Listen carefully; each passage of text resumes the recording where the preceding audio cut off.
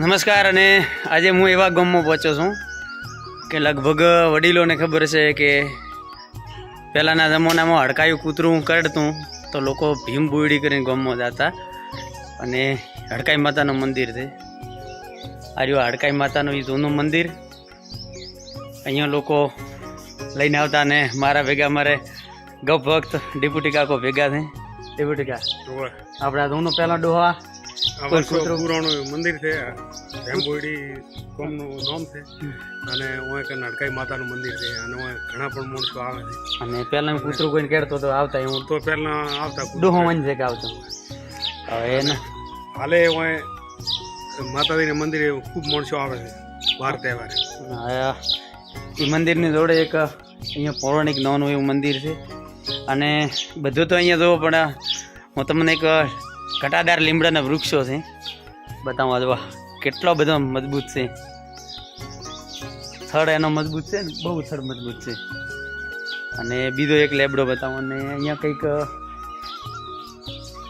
શ્રદ્ધાનો વિષય છે એ પ્રમાણે આ મીઠું જ ચડાવે છે ને, મીઠાનો ઢગલો છે એટલે મીઠું ચડાવતા હોય એવું લાગે છે. ને નાળિયેર પણ ઘણા બધા છે અને મોડવો વાળુંની એક અમારા ડેપ્યુટી કાકો કહે છે કે અહીં બોયડી છે એ આપણે બતાવવાની છે. અને હજી એક તમને વૃક્ષ બતાવીશ, તમને એમ અચંબિત થઈ જશો કે ખરેખર આ શું. આ બોયડી બતાવવાની છે. ભીમ બોયડી એનું નામ પડ્યું હતું. ભીમે કે વાવી હતી એવી એક લોકવાયકા છે. શું છે એ આપણને કોઈ એવો ઇતિહાસ ખબર નથી પણ લોકવાયકા પ્રમાણે આ બોયડી અત્યારે તો આ પોડિયો વાળું કે છે બોયડી છે વર્ષો જૂની છે, પડી ગઈ છે સમય થતો હવે પોગરે છે ધોનું પણ હા હુકોણી નથી બરાબર. અને છેલ્લે મેં તમને હજી એક વૃક્ષ બતાવવાનું કીધું કે એ વૃક્ષ બતાવું, જોઈને નવાઈ લાગશે. આમ આપણને થાય કે ખરેખર વૃક્ષો છે અને રળિયમણું લાગે. ખરાબ બપોર છે પણ એવું તડકા દેવું નથી લાગતું. અને એક આ છે આ તમે જો બતાવો તો કેટલો વૃક્ષ તાડું છે લેવડન થડ કેટલો.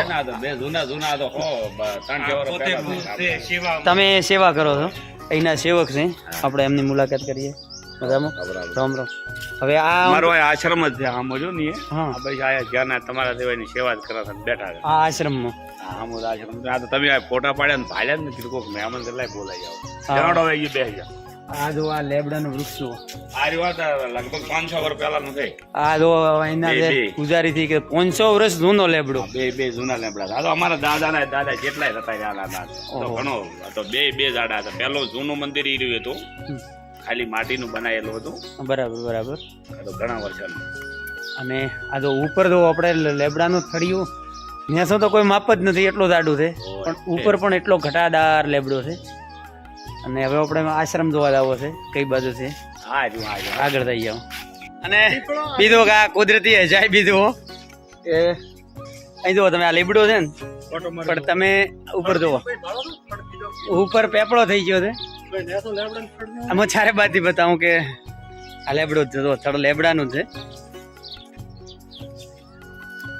આ લેબડો ને આટલેથી જોઈ લો, અહીંયાથી પેપળો છે. હું વાવડો આખો તમને. અને એનો થડ નથી, એનો થડ નથી, નીચે લીમડો છે. કુદરતી જે અમુક કુદરતની કમાલ જે જોયા જેવી છે. આ ભીમબોયડી ગામની જ વાત છે. આ ભીમબોયડીની અંદર છે. સામે આ માતાજીનું મંદિર છે, ચામુંડા. અહીંયા આ માતાજીનું મંદિર છે ને ચામુંડા માતાજીની મૂર્તિ છે, જોઈ શકાય. હવે જે કેવરાઈ આશ્રમ અહીંયા સેવા કરે છે અને અમારી સેવા ચાલુ જ છે. અને આ દો આ પોસ્ટર બતાવું અહીંયા લગે. હવે આપણે હમણાં બધા બતાવશું આ ફોટો. અહીંયા ખરેખર સેવા જ કરે છે, નિસ્વાર્થ ભાવે સેવા પણ થાય છે. અને સારું એવું ગામનું નામ છે. ને કોઈ આ બાજુ આવો તો દર્શન કર્યા દેવું છે એટલે જોઈ આવો તો ક્યારે.